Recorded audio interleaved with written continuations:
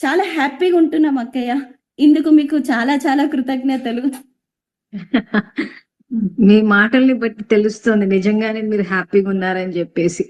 ఇంట్లో వాళ్ళు గుర్తించారా మీలో మార్పుని? ఎందుకంటే మెయిన్ ఇంట్లో వాళ్ళకి తెలిసిందంటే కరెక్ట్ గా మార్పు వచ్చినట్టు. ఎందుకంటే బయట చాలా వాళ్ళు చూడట్లేదు కాబట్టి. సో ఇంట్లో వాళ్ళ రెస్పాన్స్ ఎట్లుంది? చాలా మంచి క్వశ్చన్ అడిగారు అక్కయ్య. థ్యాంక్స్. ఎందుకు ఫస్ట్ గుర్తుపట్టింది మా బాబే. మమ్మీ ఈ మధ్యలో నువ్వు అసలు ఏం అనట్లేదు.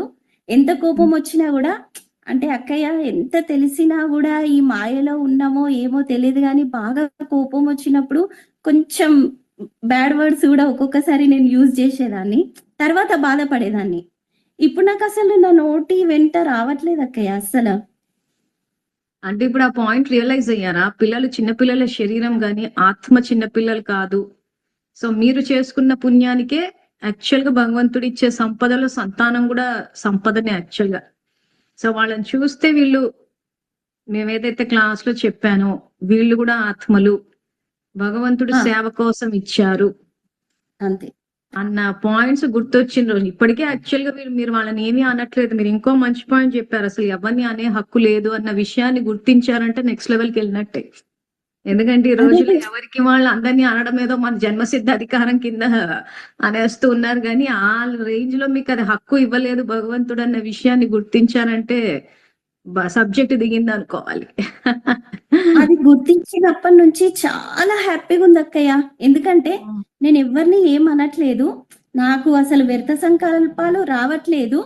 అసలు నిజంగా అక్కయ్య చెప్పినట్టు అందరూ మోక్షం మోక్షం అంటాం కానీ ఉన్న లైఫ్ ని ఎట్లా జీవించాలి, ఇంత మంచి లైఫ్ ని ఇచ్చినాక ఇన్ని రోజులు ఏంది ఇదంతా పెంట, ఇదంతా సంసారం అని ఇలా అనుకునే ఆలోచనలు వస్తుండే అక్కయ్య.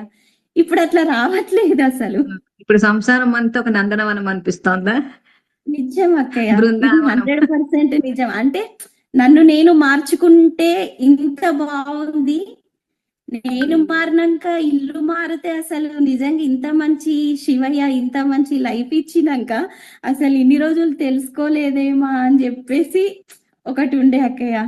అందుకే తెలుసుకున్న ఫాస్ట్ గా ప్రతిరోజు లేవగానే ప్రతిరోజు శివయ్యకు థ్యాంక్స్ చెప్పిన తర్వాత ఏ జన్మల పుణ్యఫలం చేసుకుంటే అక్కయ్య మాకు దొరికిందో అక్కయ్య క్లాసెస్ వింటున్నామని మీకు కూడా థ్యాంక్స్ చెప్పుకుంటున్నా అక్కయ్య ప్రతిరోజు. ఎందుకంటే చాలా మంది ఉన్నారు అక్కయ్య ఇక్కడ. ఎంతో మంది ఉన్నారు కానీ అందులో ఇంతమంది ఆత్మలకు అందుతుందంటే ఏదో జన్మలో మేము పుణ్యం చేసుకున్నాం అక్కయ్య. ఖచ్చితంగా.